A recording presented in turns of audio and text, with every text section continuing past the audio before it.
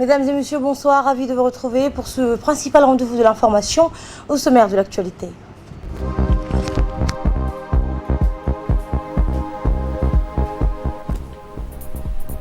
La 16e séance du Conseil des ministres s'est tenue en ce mardi 27 octobre. Cette question est inscrite à l'ordre du jour. Vous entendrez le porte-parole du gouvernement dans le journal. Et l'Europe est touchée de plein fouet par le déferlement de la deuxième vague du Covid-19. Sous la présidence du chef de l'État et chef du gouvernement Ismaël Omar Guelleh, s'est tenue la 16e séance du Conseil des ministres en ce mardi 27 octobre, où cette question était inscrite à l'ordre du jour. La première question est relative à un projet de loi modifiant la loi numéro 15 de l'année 2002, du 31 janvier 2002, portant codification du fonctionnement de l'OPS et du régime général de retraite des travailleurs salariés et élargissant le champ d'application de l'assurance volontaire aux assurés sociaux du régime particulier. La deuxième question concerne un projet de loi portant transformation de l'Office national du tourisme et la création de l'Agence nationale du tourisme. La troisième question est relative à un projet de décret portant renouvellement du conseil d'administration de la RTD, suivant le compte-rendu du porte-parole du gouvernement, Mohamed Ali Youssouf, sur ces trois premières questions. Bismillah ar-Rahman ar-Rahim. Sous la présidence du chef de l'État, son Excellence M. Ismaël Omar Guelleh, s'est tenue la 16e séance du Conseil des ministres en ce mardi 27 octobre 2020. Était inscrite à l'ordre du jour 6 questions. La première question est relative à un projet de loi modifiant partiellement la loi numéro 15 de l'an 2002, 4e législature, portant codification du fonctionnement de l'EPS et du régime général de retraite des travailleurs salariés et élargissant le champ d'application de l'assurance volontaire aux assurés sociaux du régime particulier. Lorsque le travailleur perd son emploi, l'assurance volontaire permet à l'assuré la possibilité de compléter par le paiement de cotisations et des annuités manquantes pour pouvoir bénéficier d'une pension de retraite. Or, malgré son existence, le régime d'assurance volontaire n'a jamais été opérationnel à cause de la condition prévue à l'article 86 de la loi susmentionnée qui limite la demande d'admission à l'assurance volontaire aux 6 premiers mois suivant la fin de l'affiliation obligatoire du salarié. L'exigence de ce délai est incompatible avec le principe de l'affiliation volontaire, voire même le principe de l'affiliation préjudiciable pour la CNSS, qui déplore ainsi un manque à gagner de cotisations. C'est pourquoi la réforme prévoit la suppression pure et simple de ce délai. Il y a lieu de rappeler que le régime de l'assurance volontaire a été mis en place du temps de l'ancien OPS, raison pour laquelle les assurés du régime public, tels que les fonctionnaires, les agents de la FNP, les députés ou les membres du gouvernement ne figurent pas dans la loi. À présent, après la création de la CNSS, l'ensemble des assurés, quel que soit leur statut, sont affiliés à la CNSS. Aussi, en application du principe d'égalité de traitement entre assurés sociaux, il convient d'élargir le champ d'application de la loi à cette catégorie des travailleurs auxquels s'ajoutent les dockers. Ce projet de loi répare les anomalies relevées dans le régime précédent. La deuxième question concerne un projet de loi portant transformation de l'Office national du tourisme et la création de l'Agence nationale du tourisme. À travers la loi numéro 45 de l'an 2019, 8e législature du 30 avril 2019, portant orientation pour le développement et la promotion du tourisme en République de Djibouti, ainsi que son schéma directeur, les pouvoirs publics ont nettement affiché l'attachement à une politique volontariste de nature à poser les jalons d'un développement durable du secteur du tourisme à Djibouti. En effet, la transformation de l'Office du tourisme, qui avait la forme d'un établissement public à caractère administratif, en une agence ayant la forme d'un EPIC, un établissement public à caractère commercial, était prévue par l'article 11 de la loi numéro 45 du 30 avril 2019, portant orientation pour le développement et la promotion du tourisme en République de Djibouti. C'est dans ce cadre que le projet de loi procède à la transformation institutionnelle de l'Office national du tourisme, qui avait la forme d'un EPA, en une agence nationale du tourisme ayant la forme d'un EPIC. Par voie de conséquence, il s'avère nécessaire de déterminer par une loi le niveau de compétence de l'Agence nationale du tourisme pour atteindre les objectifs stratégiques de développement du secteur du tourisme qui a vocation à être un catalyseur de création d'emplois et de richesses. Ainsi, ce projet de loi articule les missions et les attributions de l'Agence nationale du tourisme. La troisième question est relative à un projet de décret portant renouvellement du conseil d'administration de la RTD.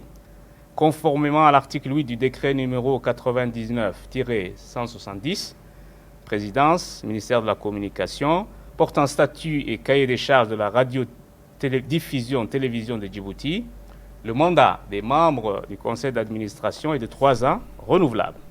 La durée du mandat étant écoulée, donc, il faut procéder au renouvellement des membres de ce conseil d'administration de la RTD.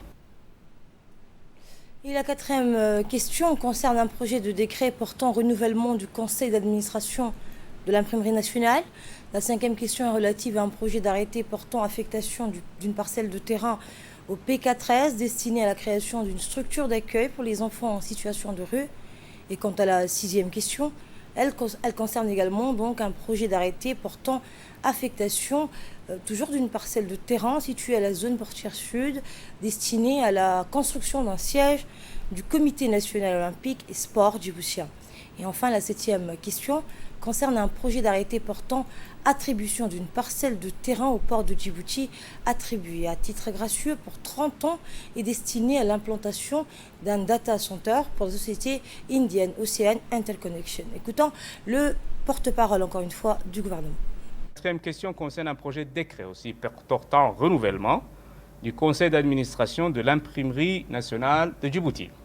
Conformément aux dispositions du décret numéro 99-259, Présidence, ministère de la Communication, portant statut initiaux de l'entreprise publique dénommée Imprimerie nationale de Djibouti, le mandat des membres du conseil d'administration prend fin tous les 3 ans, et c'est pourquoi il faut donc procéder à son renouvellement. La cinquième question est relative à un projet d'arrêté portant affectation d'une parcelle de terrain située au PK13. Cette parcelle de terrain d'une superficie de 5500 m² à Djabanas plus exactement, est destinée à la création d'une structure d'accueil pour les enfants de rue. La sixième question concerne un projet d'arrêté portant affectation d'une parcelle de terrain au Comité national olympique et sport djiboutien. Cette parcelle de terrain, située à la zone portuaire sud, l'eau 48, est d'une superficie de 1500 m². Elle est destinée à la construction d'un siège pour le Comité national olympique et de sport djiboutien. Le Conseil des ministres s'est penché sur la question de l'atteinte portée à l'image du prophète Mohammed, que la paix soit sur lui, à travers la publication de caricatures ignobles. L'image du prophète Mohammed est sacrée pour tous les musulmans du monde. Il est donc inacceptable d'en faire un objet de polémique sous le prétexte de promouvoir la liberté d'expression. Le respect des croyances d'autrui est une constante fondamentale de la tolérance, du vivre ensemble et de la coexistence pacifique. À l'occasion donc de la célébration de la naissance du prophète Mohammed, que la paix soit sur lui, le 29 octobre 2020, le gouvernement souhaite une bonne fête à toutes les Djiboutiennes et tous les Djiboutiens et à tous les musulmans du monde. La septième question concerne un projet d'arrêté portant attribution d'une parcelle de terrain située au port de Djibouti et d'une superficie de 22 000 m².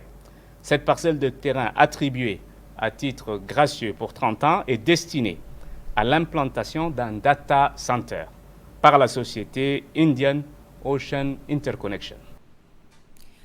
Autre actualité, le président de la République, Ismaël Omar Guelleh, a souhaité succès et réussite à son nouvel homologue élu dimanche à la tête de la République des Seychelles.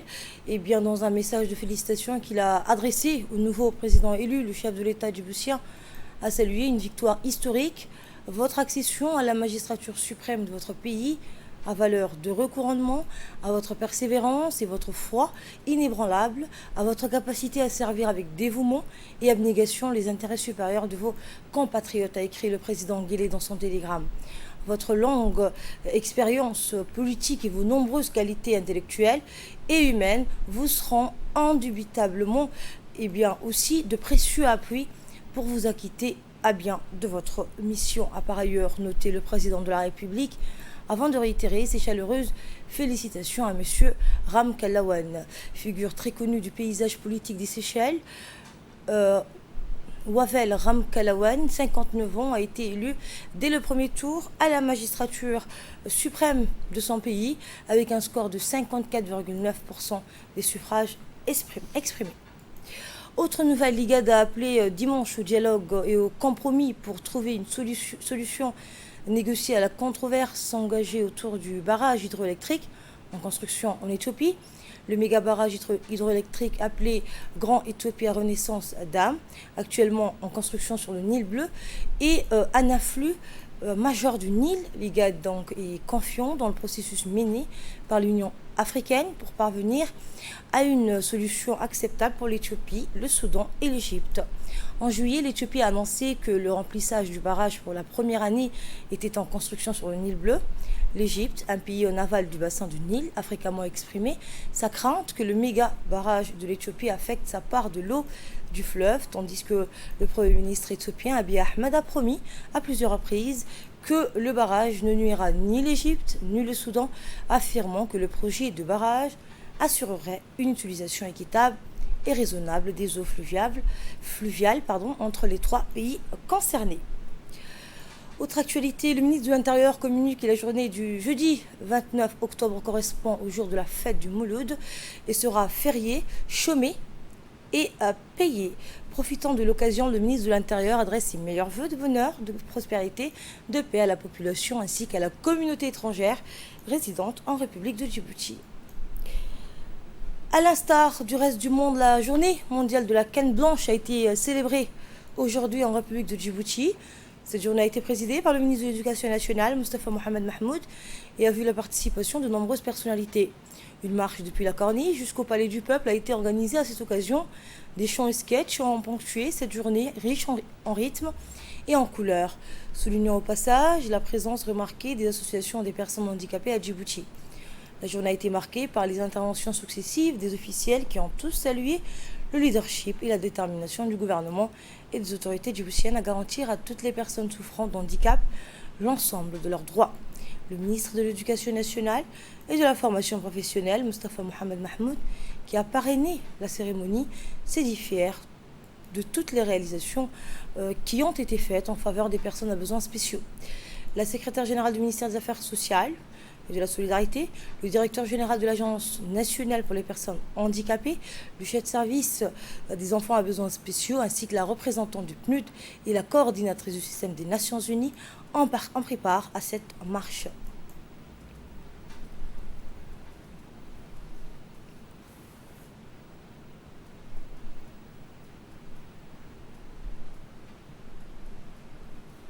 Nous ont transmis à travers les poèmes, les chants, les sketchs. Je souhaite vraiment que nous allons nous investir davantage pour répondre à ces requêtes et à ces doléances bien précises, pour promouvoir aussi davantage les droits des personnes souffrant de déficiences visuelles. Et je réaffirme la ferme volonté de nous tous pour parvenir à terme à l'élimination de toutes les causes de cécité évitables.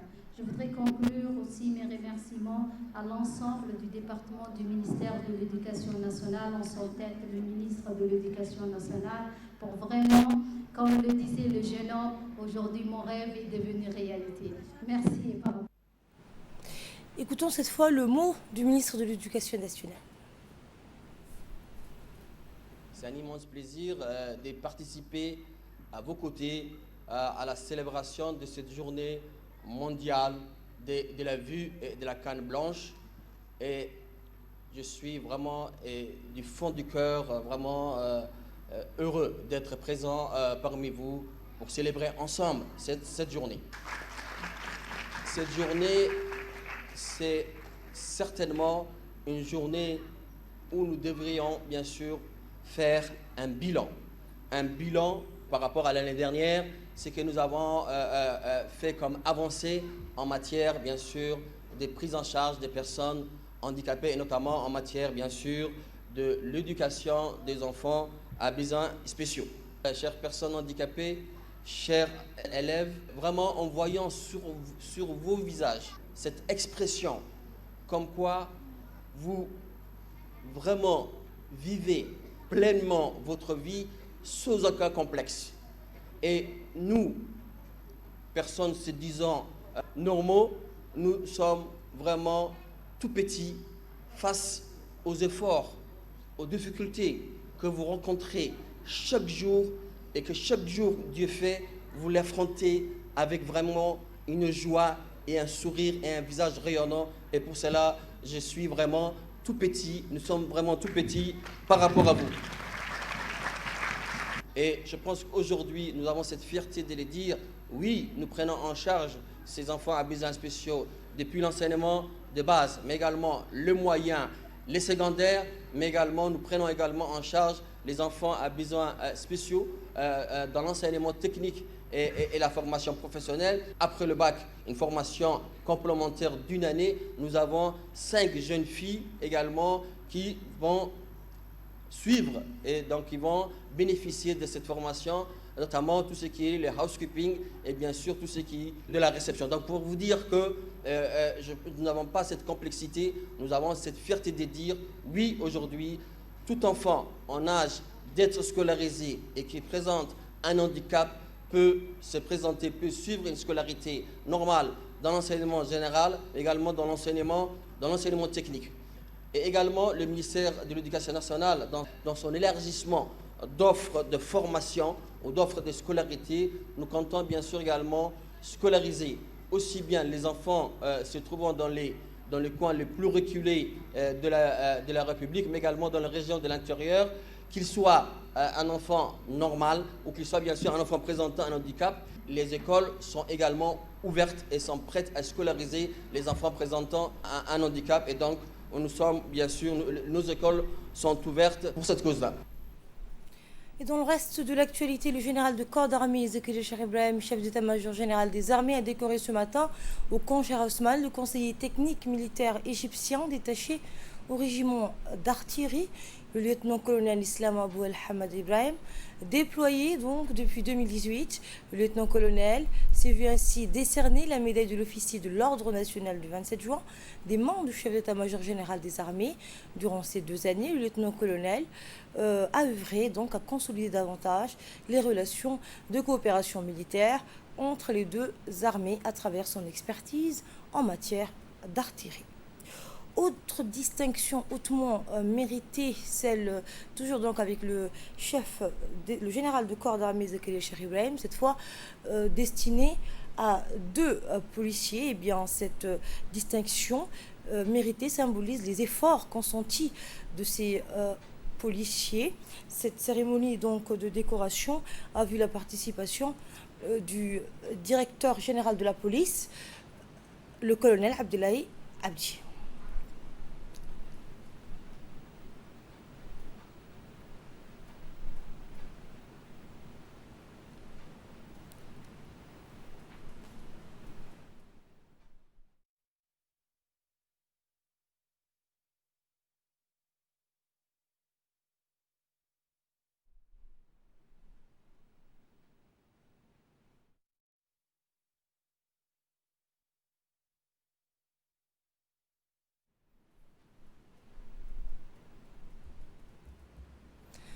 Dans l'actualité également, l'Association nationale des collectivités locales de Djibouti, en collaboration avec la mairie de la ville et l'Union européenne, a organisé hier au Palais du Peuple un atelier de restitution du plan stratégique de développement de la ville de Djibouti 2020-2024. Était présent à cette occasion la maire de la ville de Djibouti, Fatma Awal Ousmane, le maire adjoint, les 3 présidents des communes de la ville de Djibouti, le président par intérim de la société civile djiboutienne, les élus locaux de la ville et communaux, et enfin les membres du bureau de l'exécutif des conseils communaux. L'objectif de cet atelier consiste sur le processus de l'élaboration et de restitution du plan stratégique de développement de la ville de Djibouti dans la période 2020-2024 est arrivé donc à son terme. Ce plan stratégique est le fruit des efforts de tous les élus locaux, ainsi que les présidents des communes et les présidents de la commission. Écoutons le mot de Madame le maire de la ville de Djibouti, Madame Fatouma Al-Asman.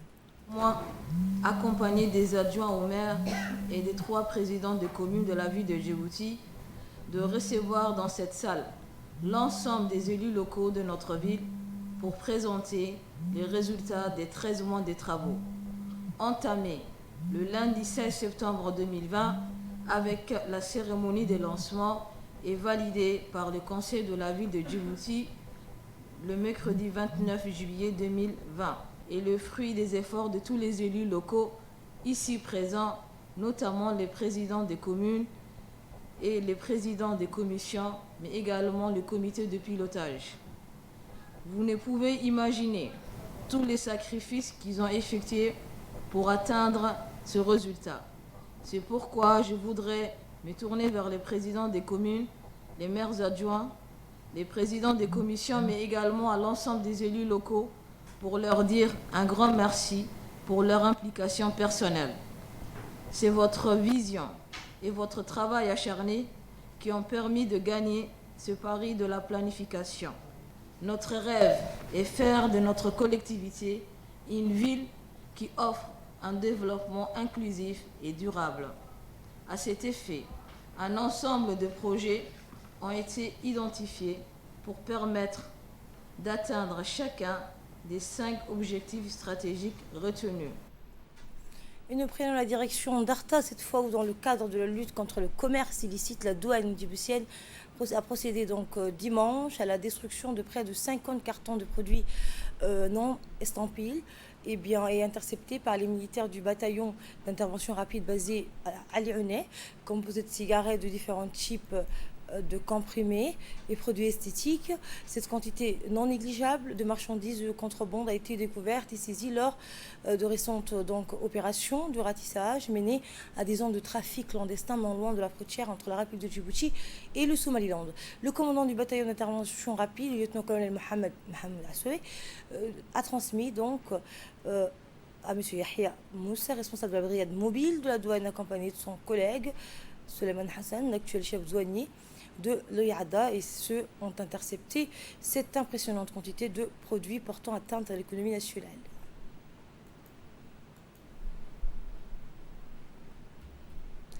Le centre médico-hospitalier d'Obok a abrité une séance de 2 jours de formation. Cette formation s'inscrit dans le cadre de renforcement de la capacité des personnels du ministère de la Santé en termes de compétences.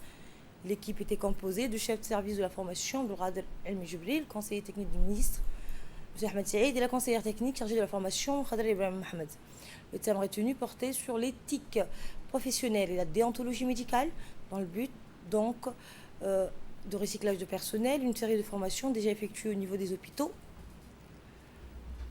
Au niveau de formation, ces formations contribueront à l'amélioration de qualité de la prestation des soins, notamment à l'accueil et la prise en considération des usagers.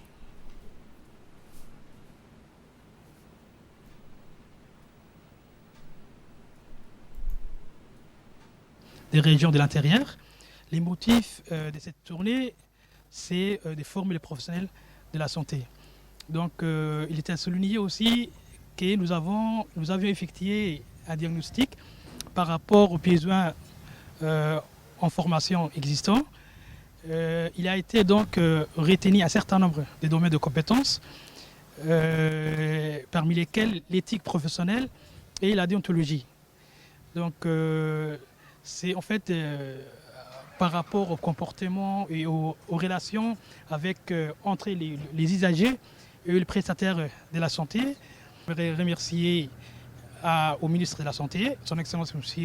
Mohamed Warsama Dirie, qui s'est engagé à ce que cette formation ou ces activités de formation puissent être menées à bien.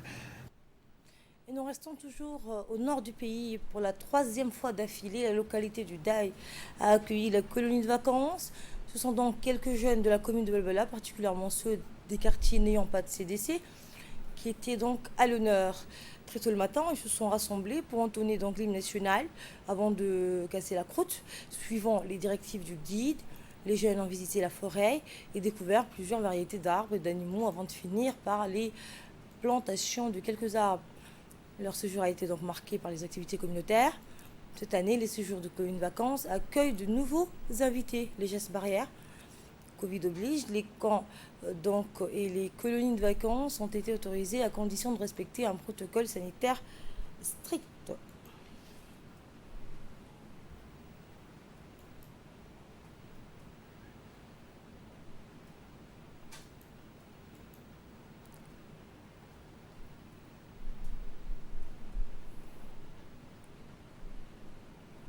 Je viens à Daï avec mes amis.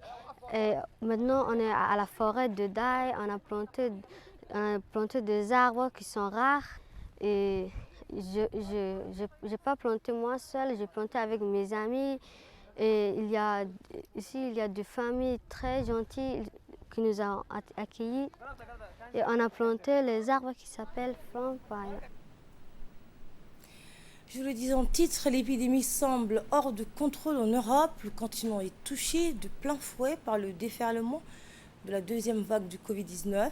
Partout, les gouvernements des pays du vieux renforcent donc les restrictions face à cette situation qui s'emballe.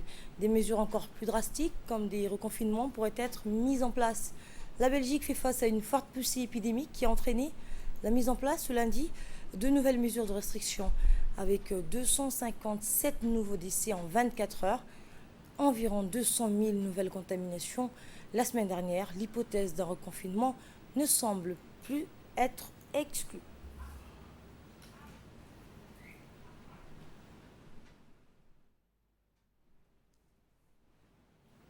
Et c'est la fin de cette édition. Merci à vous de l'avoir suivi. Très bonne suite de programme sur Télé Djibouti.